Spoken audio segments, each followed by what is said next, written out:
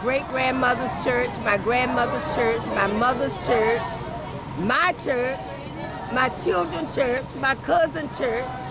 So it's just our church. A house of God and a designated historical landmark in Chesapeake went up in flames Friday morning. The building is burned, but the ministry is still alive. The gospel is still going to burn into the hearts of mankind. The loss is more than some can bear.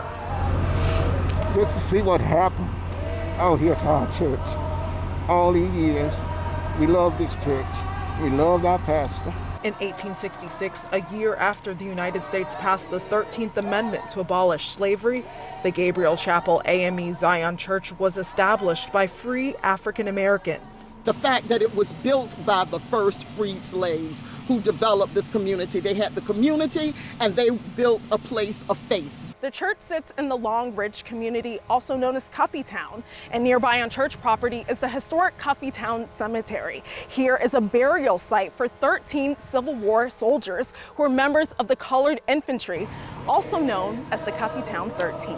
It represents a piece of our history. It represents a long-standing heritage that we had as freed slaves in this area. As grief sets in, people offer their condolences.